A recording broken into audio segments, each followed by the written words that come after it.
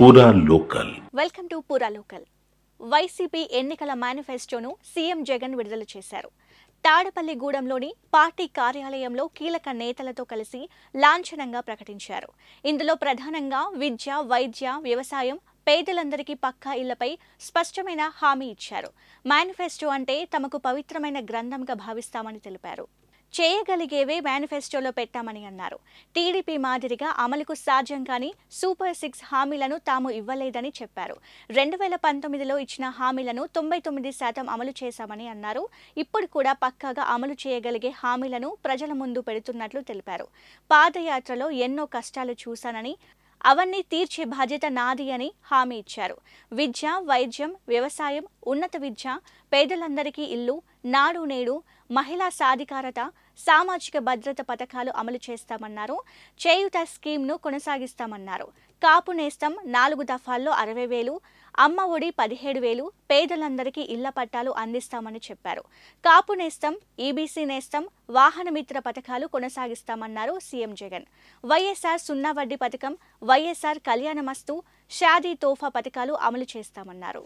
ఇప్పటికే 2019లో మనం చెప్పిన మేనిఫెస్టోలో రైతన్నలకు 50,000 రూపాయలు ఇస్తాము 5 సంవత్సరాలలో అని చెప్పి రైతన్నలకు 67,500 ఇవ్వగలిగాం దేవుడి దయతో. 13,500 రైతు భరోసాగా ఇస్తూ ఈసారి ఈ 13,500ను 16,000 రూపాయలకు పెంచి ఈ 5 సంవత్సరాలలో రైతన్నకు మరో 80,000 రూపాయలు ఇవ్వబోతా ఉన్నాం రైతు భరోసా అనే పథకం ద్వారా. దీనివల్ల 5 ఏళ్లలో రైతుల సంక్షేమం కోసం 53 లక్షల మంది రైతన్నలకు దీనివల్ల మంచి జరుగుతుంది. ఇప్పుడు జరుగుతూ ఉన్నట్టుగానే ఈ కార్యక్రమం కొనసాగే ఈ కార్యక్రమం 13,500 నుంచి 16,000కు పెంచి ఇవ్వడం జరుగుతుంది. ఇప్పుడు ఇస్తా ఉన్నట్టుగానే 3 దఫాల్లో సంవత్సరానికి ప్రతి సంవత్సరం 3 దఫాలుగా ఇప్పుడు ఇస్తా అన్నట్టుగానే జరుగుతుంది. పంట వేసే సమయంలో, పంట కటింగ్ సమయంలో, మళ్ళా సంక్రాంతి సమయంలో అదే మాదిరిగానే జరుగుతుంది. పంట వేసే సమయంలో 8,000 ఇస్తాం, కటింగ్ సమయంలో మరో 4,000 ఇస్తాం, మళ్ళీ సంక్రాంతికి మరో 4,000 ఇస్తాం. ఇదానే కొనసాగుతుంది. రైతన్నలకు ఉచిత పంటల బీమా కొనసాగుతుంది.